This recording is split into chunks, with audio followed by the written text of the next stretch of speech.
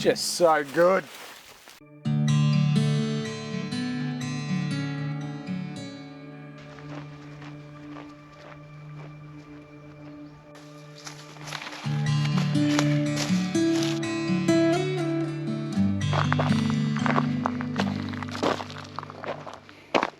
G'day adventurers, we're here on a hike today. We are parked at the Sullivan Rock car park, which we've been to many times on the channel and off the channel, but today we're across the road doing the Balmoral track.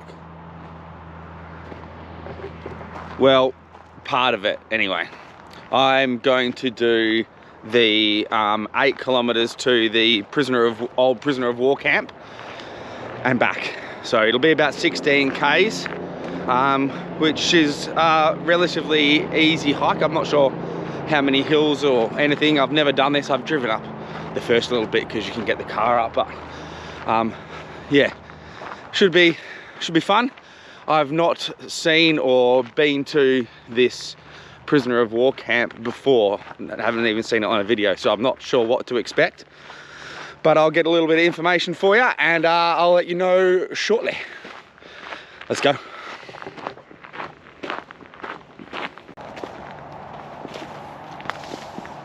It's this lovely little single trail already. Loving it.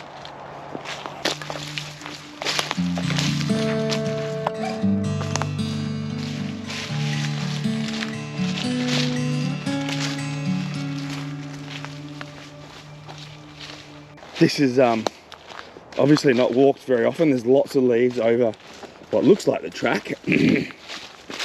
Excuse me. There are little arrow signs every now and then, new trail markers. There's a few of these logs and stuff along the sides, so you can have a bit more of an idea too. Pretty cool so far. So a bit of info on the Balmoral prisoner of war camp at about the halfway point of this trail. It held 200 Italian prisoners in 1944, and they were from the North African campaign of World War II. The prisoners worked in the forest cutting firewood and lived at a camp and worked at the camp. It closed in 1946, at which point the prisoners were repatriated to Italy. Apparently there's a bunch of foundations left and a shelter with an information board and stuff like that, so you can get an idea of how the camp would have functioned. So that's pretty cool, but that's in about 7.5 Ks, so we will see it soon, and everything else on the way. Obviously not walking all the way to Jarrahdale. That's 19 kilometers one way, so I'm not doing 38 kilometers in one day on my own, which I probably could, but I don't have the time. And I'd say it'd be dark by the time I was finished. But 8 Ks in to the POW camp and back is very manageable for a single day hike. Anyway, I'll shut my gob now and we'll get at it. I know I said I'd shut my gob for a bit, but I can't help myself. Just an idea, if you were or had the if you had the opportunity to get dropped off and then picked up at Jarrahdale at the end, it would be quite a nice 19 kilometer walk, and then you could go to the Jarrahdale pub with the person that picked you up, which is never a bad thing. If you haven't been there, go try it out. Lovely old place with playground for the kids, wood fire inside, good food, good people. Go check it out. Not sponsored. I just love the place.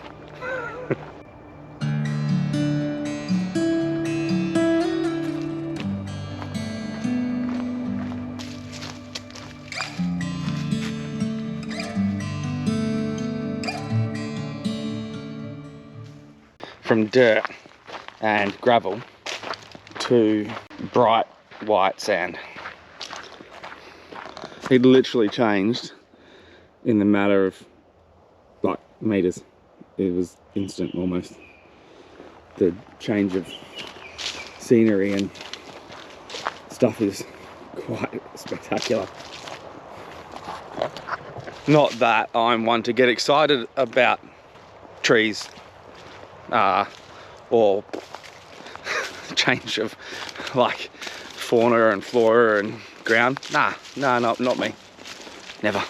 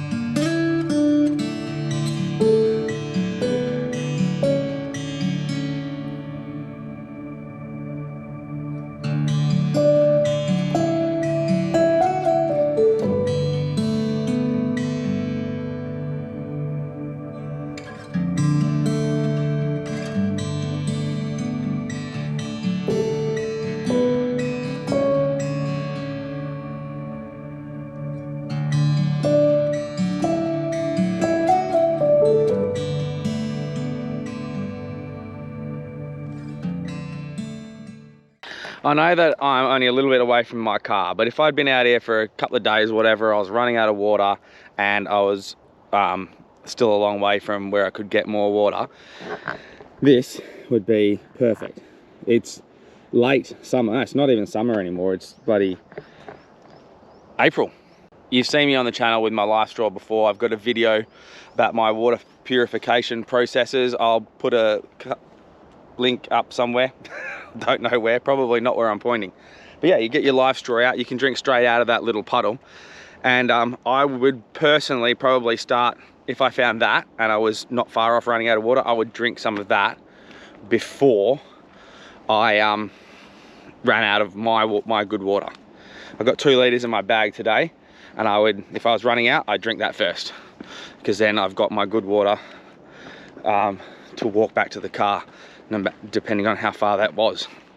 But I've also, Survival Supplies Australia, I've also got Sawyer filters, which you can fill up little bags.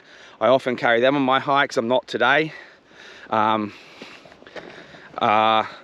ones, I will carry more stuff like a tarp and a knife, and actually I've got a knife as well. But yeah, anything survivally in case I do get stuck out here.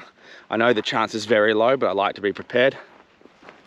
Yes, Rob, aggressively. But yeah, Sawyer have even got, and you can get them from Survival Supply Australia, inline filters that can go, like if you put one on your filter line for your water bladder, you can fill your water bladder up, and then your inline filter will filter it as you drink it from your filter bag. I've got one of them. I'm yet to actually attach it to my bag, but I will be doing that very shortly. Anyway, I'll put the links in the description for these items from Survival Supplies Australia, who are our affiliate sponsor, which is really, really awesome. If you use our links to buy any gear, we get 5%. Doesn't sound like a lot, and it isn't, but it really helps. Goes towards fuel or cool items, usually from Survival Supplies Australia, that we can use out on the trails and show you guys. So if you need anything like that, or anything hiking, survival, outdoors, yeah, sleeping gear, tents, bivvies, Survival Supplies Australia are your people. I love it when trails cross over rocks.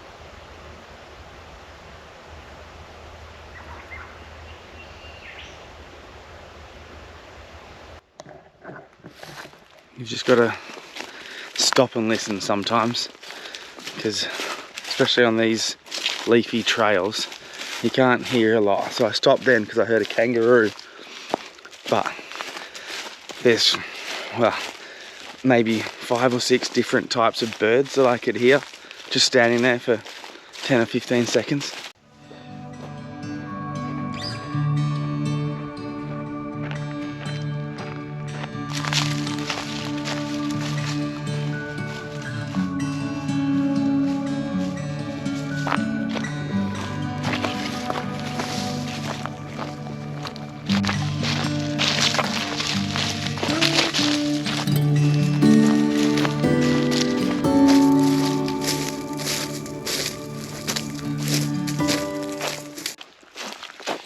I'm clearly the first one to have walked this today, because I have walked through 1 million spiderwebs.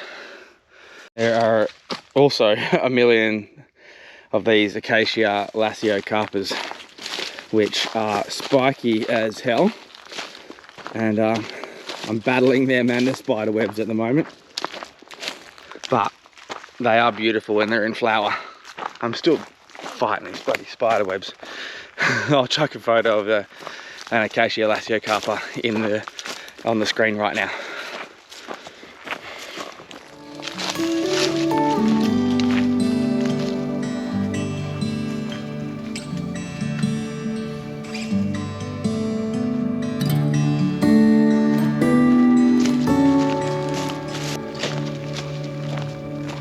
Two logs in a row.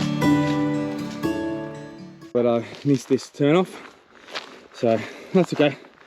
Now I've walked an extra couple of 100 meters, maybe 500 or 600, but that's okay. It's all part of the experience. That's why the maps are good.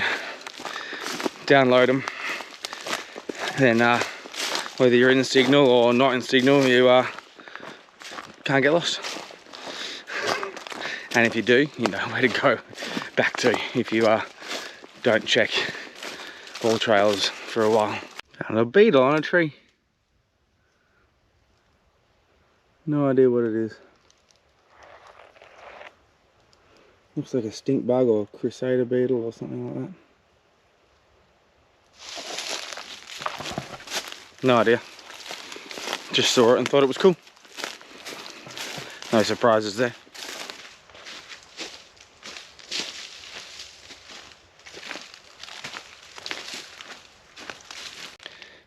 Well, it would be rude not to take a side trail, wouldn't it? I can't walk past a sign like that, and I'd never forgive myself. Let's go see what Cocky Rock is like.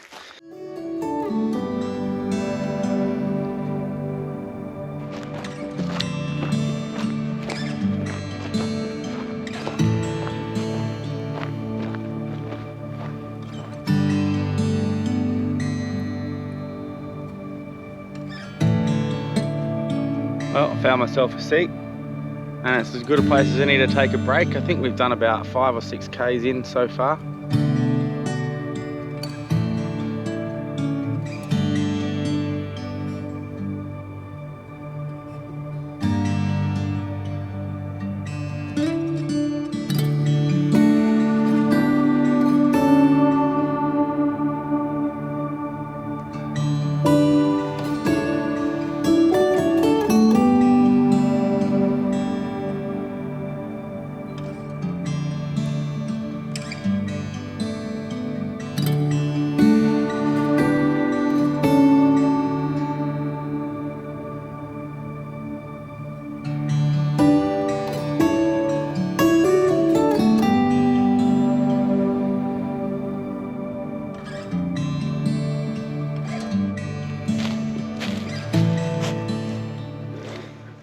That was a worthwhile detour. It's always worth a side trail. Always worth it. I would like to just give a little shout out to those that look after these trails. I think this trail is looked after by the Jarrahdale Heritage Council, or there's been signs. I apologise if I've got it wrong. But yeah, it's really great to see like the volunteers on the Munda Biddy Trail, the Bibbulmun track and stuff like that. And obviously here, people devote their time, volunteer their time, they don't get paid for it, to come and look after these trails so you and I can come and enjoy them. And they probably don't get enough recognition. They probably don't do it for the recognition. But just like to give a shout out to any of those watching that possibly might be a trail volunteer, or someone that comes out and looks after them. Thank you very much. We appreciate it.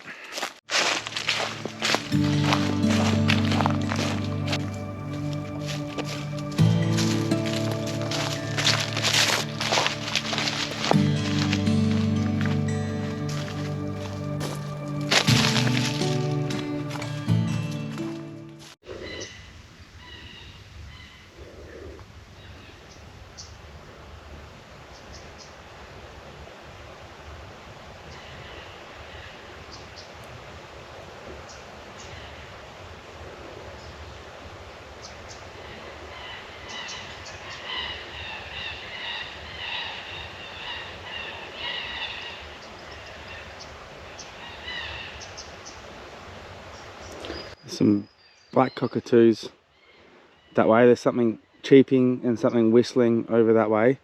There's something chirping over there. So cool.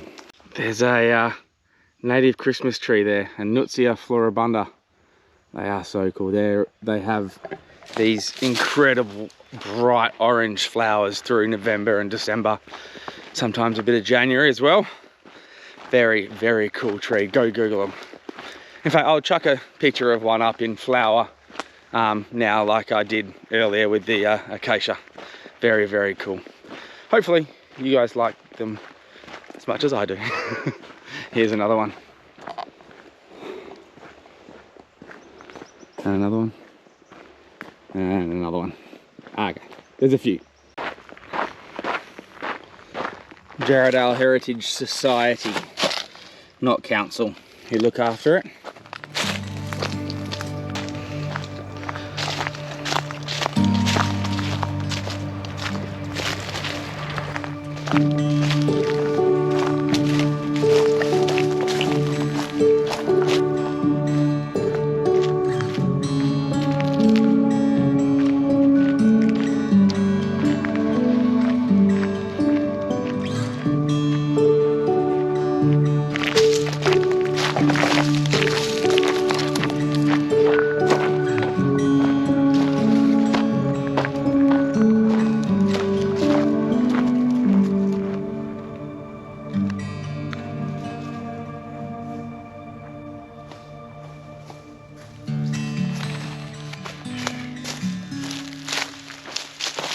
The trees are huge here.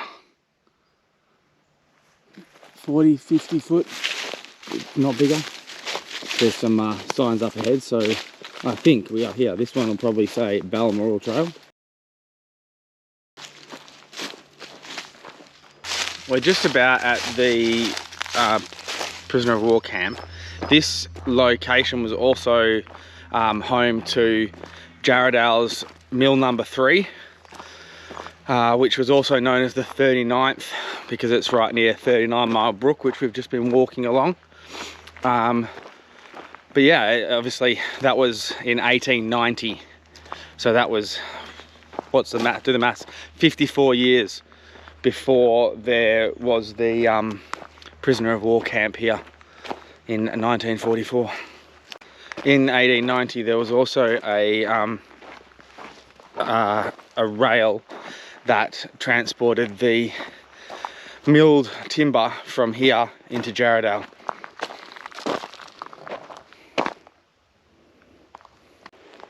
This was the officers' mess. With 200 prisoners out here. Makes you wonder how many officers were out here and like how many they let out every day to go cut and chop wood. Another pad for a building. This one was the wash house. Remnants of a fireplace and chimney, possibly to heat up water and stuff in the wash house.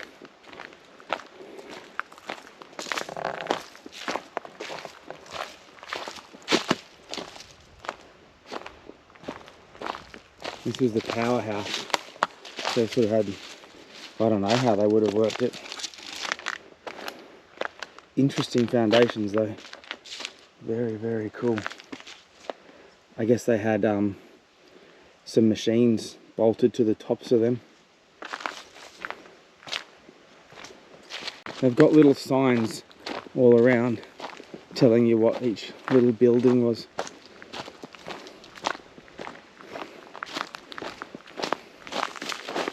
The commandant's area, so he had his own flash fire pit, fire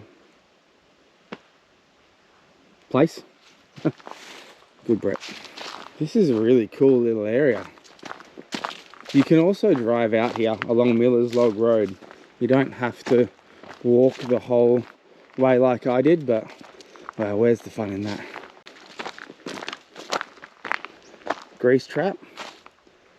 There would obviously have been a lot more buildings than there are foundations left. I would assume that a lot have broken down or been removed, or unfortunately probably been vandalized over the last however many years. What is it, since it closed down? It's been 54, 74, 79 years, nearly 80 years since it's been pulled down. It's a little information bay just here as well. So you can see the entrance gate, which is just there. The two upright poles, you can see the top one's obviously fallen down sometime since that photo was taken. So there was a parade ground, prisoner of war area, so I assume there was some kind of way to keep them in. Kitchen, wash house, another kitchen, headquarters where the army soldiers stayed, accommodation area, boiler, and then the L bill number 3 was over there.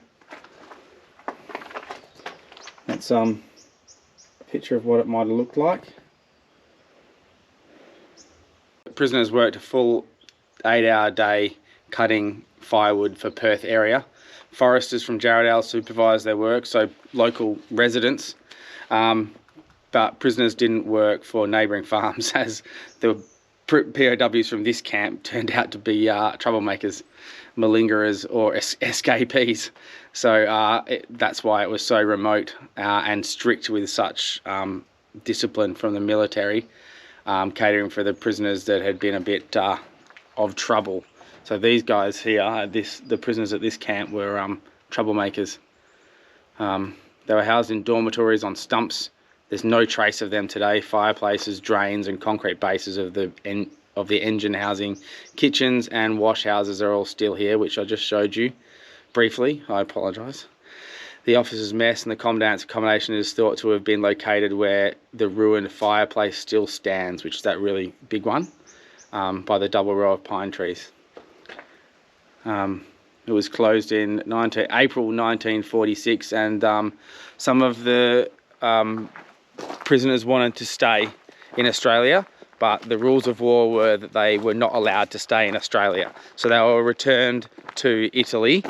Some applied to come back and were sponsored by some of the local families that were here supervising their work, which is kind of cool. I suppose that they grew close over the 2 years that or 2 years or so that the prisoners were here. And I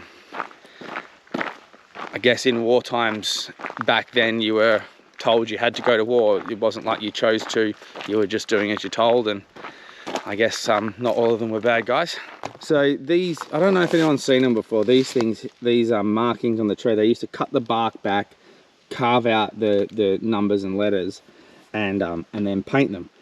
And this is how they used to navigate with these. In 1924, they started doing these signposts in the forest, which within each square mile grid, there's one of these. And the shield was cut into the tree, each with its own grid reference, and they were known as shield trees, obviously because of the shape of them.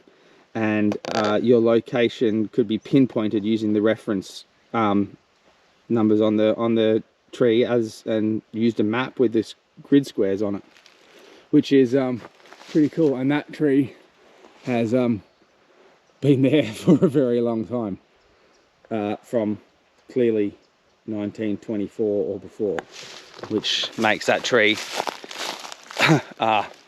well over 100 years old, because if that tree was there when that signpost was made, then it was already quite wide 100 years ago, which is pretty cool.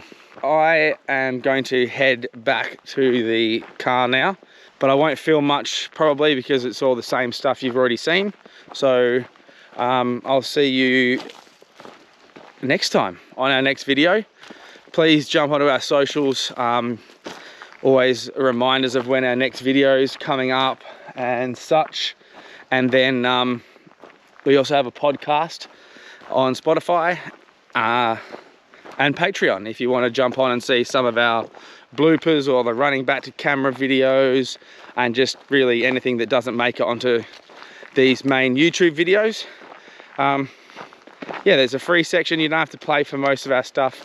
There's a paid section for $5 a month, where you get a bit extra shout out on a video and some real like specific stuff that is a bit extra for those that pay.